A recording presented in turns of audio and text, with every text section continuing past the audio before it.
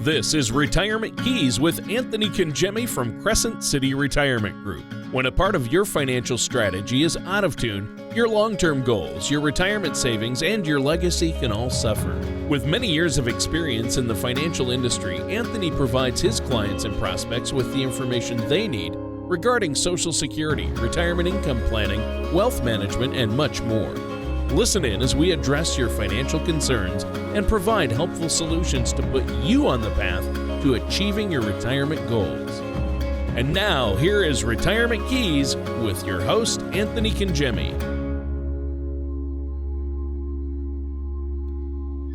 All right, well, welcome to another show of Retirement Keys. My name's Anthony Congemi.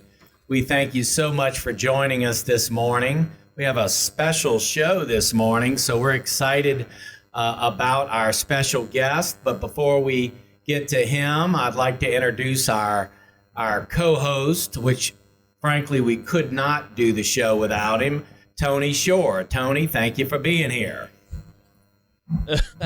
Well, thank you for having me. I don't know about that, though. That's not true. You could do the show without me. I know you could manage that. But seriously, it is great to be here, and thanks for having me on the show again, Anthony. And I'm excited about this one because, yeah, you've got a special guest today and a special topic. So I want our listeners to take note, and I think you should probably start by introducing our special guest. I'm looking forward to meeting him today. Who do we have? So our special guest, Tony, is Mr. Craig Condon. He's with Senior Solutions of Louisiana. And just a quick bio on Craig. Craig has an in-depth knowledge of senior care industry. His experience stems both from his extensive business background, particularly in the senior community development, management, placement, and consulting as an advocate. You know, Tony, we talk a lot in our 5 keys, as you know, about healthcare planning. And Craig is a native Louisianian, and his passion has been in healthcare planning and particularly long-term care planning. You know, when we talk about healthcare planning in our workshops and as part of our retirement plans, we really feel there's 2 facets to healthcare planning. One would be obviously medical care, Medicare, and, hospitals and doctors. But then, Tony, when people, go home to recover or they get discharged from the hospital, then of course they may need some type of additional recovery care. And Craig, our guest today, is really an expert in that type of planning with clients, with families, on really just trying to identify, if you will, Tony, where the best places are for an individual's need. To start off, let me ask you, assisted living versus, let's say, residential care homes. I mean, what are the differences there? When we use the term in the industry, when we use the term assisted living, we're talking about communities in the industry, because the term assisted living, you can have assisted living in your home, or at a care home, but as far as the physical facility, a community, if you will, it's as far as the state guidelines are, any community that gives assistance and that is over 17 or over residents. So that could be 17, it may be 200. And so when we're talking about assisted living today, in today's session, it'll be about a community. And they have just some fantastic facilities now, and each one has its nuances, and they give. It's 24. It's all state regulated, and all assisted living is private pay. And so you have So Medicaid, the state program wouldn't pay for assisted living per se, huh, Craig? No. Medicaid will not pay for assisted living. And we'll come back to Medicaid. And one myth that I run across frequently is people will tell me, oh, well, when I ask them about their financial capabilities, they say, well, we have Medicare. Well, that's nice. And that's Medicare. That's medical and care. That means they'll pay for your doctor and all your prescription drugs and you stay in the hospital. But Medicare does not pay for you to live anywhere, United States of America. So there's a misconception there. Now, that assisted living, and a lot about the assessment, and we won't get into too much into the details of it, but one thing is, it's the different types of, and I know from being involved in the industry, who does what. And they're all going to give you care. Now, some may have more activities. Some may have... 5-star chefs. Your 5-star chefs. and Some all of them, that. yeah. Now, they do. And, but if you're in a... And also, it's about... the financial capabilities, and so they serve a great purpose. And like I said, one thing you have to consider, and it's about convenience. You're not going to put somebody, or I wouldn't, and I don't put anybody any place. I just give them advice and counsel and show them around. The family always makes a decision, and if the senior's in a position where they're cognitive and they want to they're heavily involved in the decision making.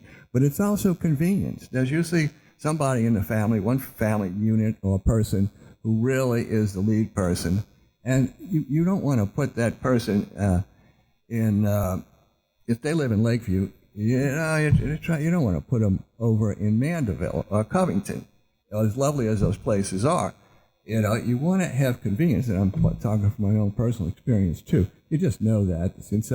And we also, it's a lot. I'm from here, so I know the culture, I know the neighborhoods, and so I take all into consideration. Craig, let me ask you this. As far as home care, if somebody wants to stay home and they say, because I know initially when you talk to people about health care planning and long-term care, I venture to say a higher percentage of the folks are going to say, look, if I can stay home and recover at home, I would like to do that.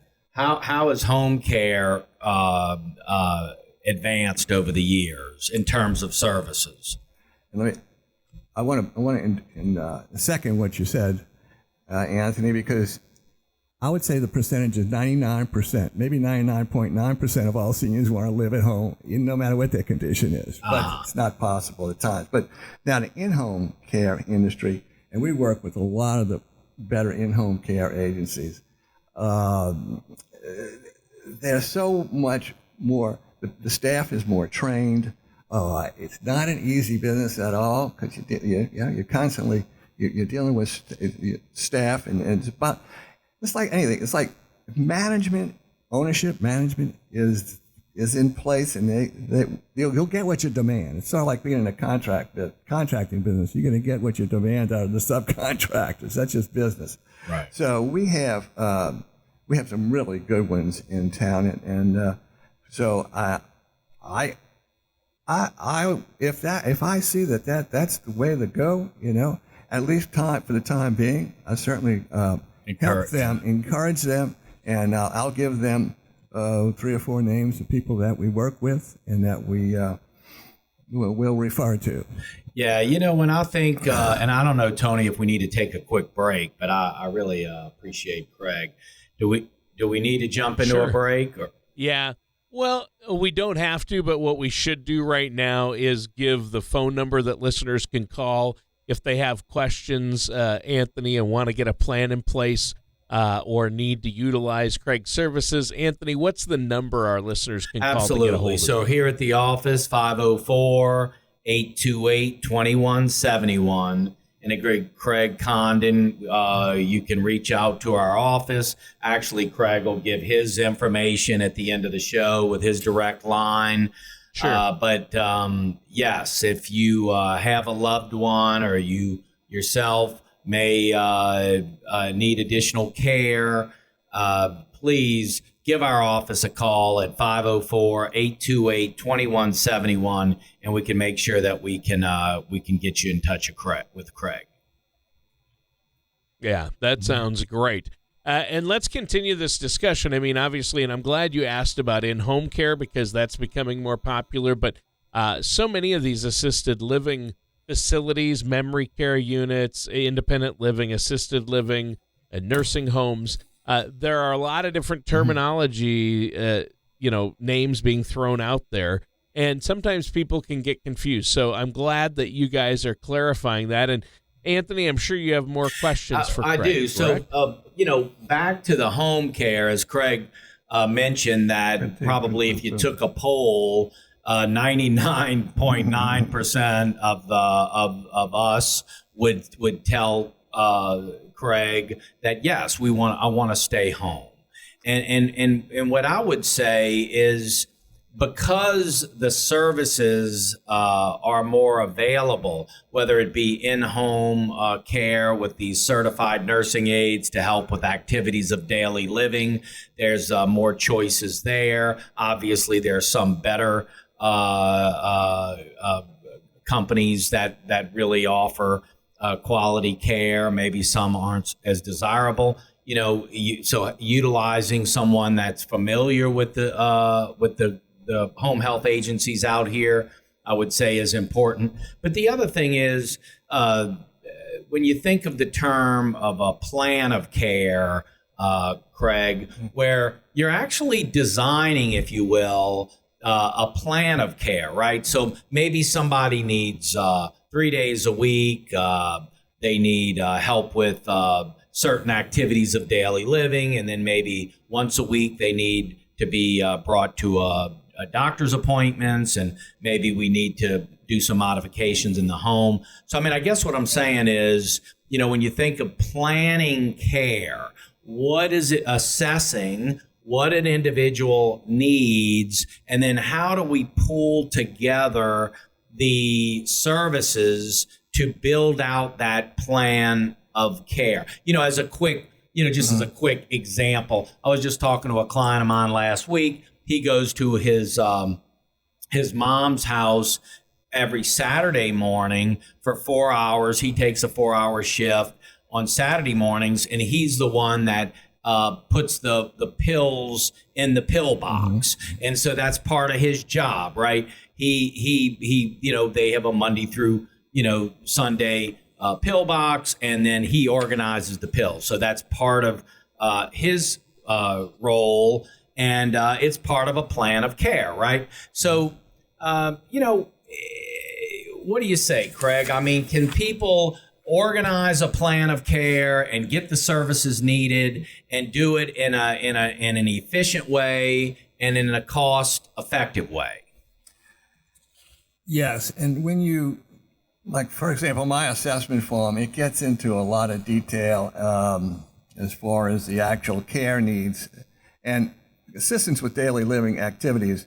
The primary 5 are bathing. Can they need help bathing, dressing, eating, transferring, toileting, continence, that kind of those things. But you really you can, when you discharge from a hospital, the hospital gives you a plan of care, and that's one way of getting it. Of course, that's usually the situation when you're being discharged is a rather intense situation. You don't want to wait to that. You can do that with your primary care physician.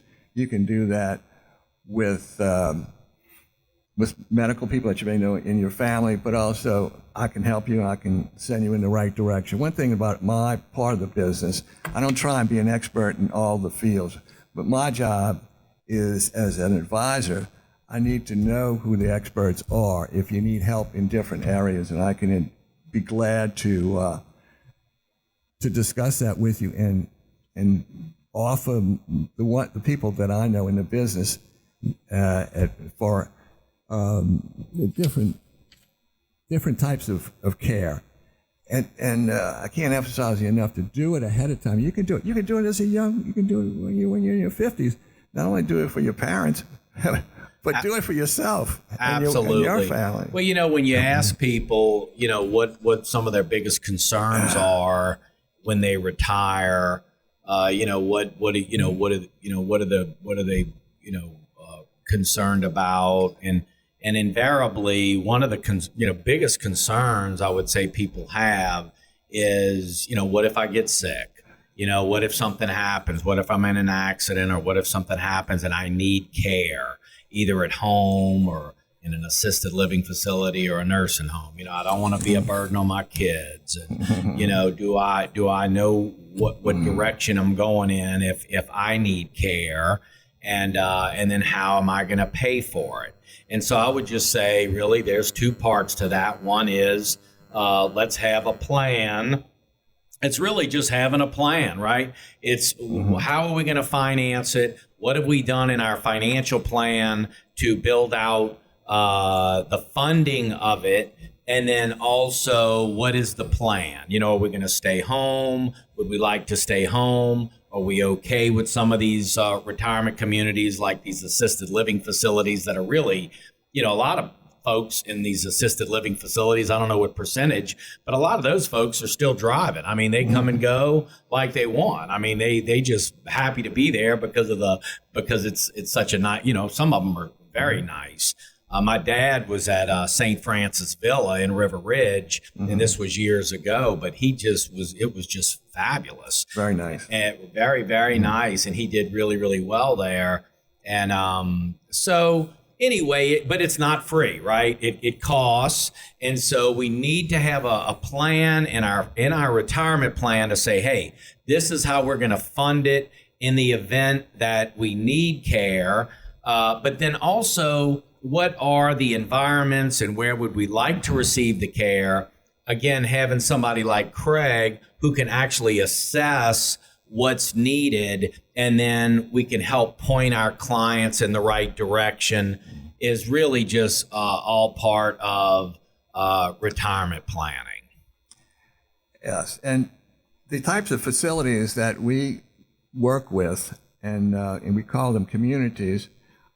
We talked about assisted living. Residential care homes are in a residential area, and they may have 6 to 8 residents there. They're licensed only to that. They give you a lot of personal care. They're not going to have the activities that the bigger facilities have. There'll be no TGIF on a Friday. No happy hour. No happy hour. Residential care homes, excellent for certain people. I've had a lot of success with them. In-home care. Well, when you say certain people, certain needs, right? Certain needs is what I mean. Right, I understand. Yeah. So, like, for instance, somebody that might need more therapy, more hands-on. More care, more supervision, more keeping an eye that you can keep an eye on 6 or 8 residents, a staff, and it's usually 1 to 5 is the care ratio. So that's for people who need more care. Like people like my mother, who was falling a lot. So they had to keep an eye on her all the time because she was hard-headed and she was going to get up and try and go to the dressing room. But so residential care homes, in-home care, memory care. Memory care, unfortunately, has gotten to be very popular. I tell you, the people that I know who are they're elderly, I guess by definition, but having memory problems, they have special. They might be affiliated with an assisted living home, and then there's also memory care that is specific unto itself. Now, let me just mention this: skilled nursing facilities. When we talk about skilled nursing facilities, these in the industry they rehab facilities. Typically, they'll be affiliated with, or even on site with, a hospital, typically, or assisted living. But a lot of the nursing homes now have skilled nursing facilities. So you don't have to go to you're not in the nursing home, but you just go into this independent skilled nursing facility for rehab. Medicare will pay for 21 days. So, and you can get exceptions and what have you. But that's primarily, and so that's what we call skilled nursing facilities. Then there's independent living. There's retirement communities where they offer no assistance, and they're great, and it's really a good way to live. Yeah, and real quick, and I know we're talking a lot about a lot of detail here, but I think the overreaching sense should be for our listeners, Tony, is that there are many options, and just real quick, right. I'll say just in terms of that, one of these retirement communities I mentioned earlier in Harahan, when I was speaking to the sons of my client, who Craig spent a lot of time bringing them around and showing them the different environments, in looking at their material, what was interesting to me is there's different, if you will, phases or stages of the care. Mm-hmm. So in other words, and I think there was 7 of them, if I remember right. So in other words, you could go in independent, and you can be coming and going like you want. It's just a beautiful retirement community, right? But then let's say stage 1 or phase 1 might offer a little additional assistance. I don't know what it is. Maybe it's just help with medications. Then maybe phase 2 is some activities of daily living with the feeding and bathing or whatever it might be, or dressing. But there's 7 of them. So so ultimately, if you have to progress and need additional services, these communities have all that, if you will, built in packages. Craig, what are your final thoughts? My final thoughts are this. I want to emphasize one thing, and it's very important. Senior Solutions doesn't charge the family for their services. There's no charge. You got it. It's for free. The service is for free. And they say, well, how do you stay in business? You're in business. Everybody has to eat. So how do you pay your bills? Well, just real short, facilities and communities, most all of them I work with, and it's like real estate. If I refer families to them, the family ends up becoming a resident, the senior, they'll pay me a referral fee. That's the only way. A lot of times I work and I don't really get paid. I don't have any money, but I'm not going to. You call me on the phone, and even though I know that I'm going to be able to give you some advice, but you're not. Maybe you can't afford assisted living, private pay. I'll help you tell you how you can get Medicaid, that type of thing, right, which only applies to nursing homes. Right. So I just want to say that it's let us help you, and let Anthony help you, and don't wait till it becomes an emergency, because then your ability, you're very limited. You're limited on your capabilities, and these. I'll tell you right now, a lot of these communities are full. I mean, you have to get on a waiting list. So, yeah, and it's good to have working relationships with them. Well, I think it's been a great discussion and a great topic today. But before we go, one more time, Anthony, let our listeners know what that number is. So you can reach out to us at 504-828-2171. As you know, we talk a lot about the 5 keys to a holistic or a stress-free retirement plan, and it's estate and legacy, health care, investments, income, and taxes. And we really feel that if you've got those 5 key areas covered, you've got a pretty well thought out retirement plan. So I really appreciate our partnership here with Craig and Senior Solutions. And Craig, if you don't mind, tell our listeners how they can reach you directly if they'd like to. You can call me on my direct line, which is 504-202-2548. 504-202-2548. You can also Google Senior Solutions LA, and that'll bring you to our website. And there's a world of information there, more than we spent. I just spent 3 days at a senior aging seminar in Atlanta, and I'm telling you, my head was about to split. There's so much information you need that I need in this business. But also, I'll give you, and if this is the simplest email address I have, and it's my name. It's Craig, C-R-A-I-G, G for George, and my last name is Condon, C-O-N-D-O-N, at gmail.com, craiggcondon@gmail.com. And just call me if you want to chat. And I look forward to hearing from you. This is what we do.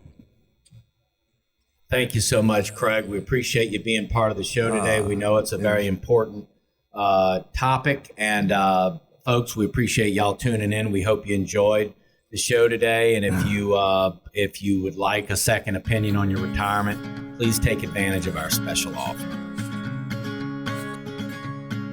Thank you for listening to Retirement Keys. Don't pay too much for taxes or retire without a sound income plan. For more information, please contact Anthony Congemi at Crescent City Retirement Group. Call 504-828-2171 or visit the website at crescentcityretirement.com.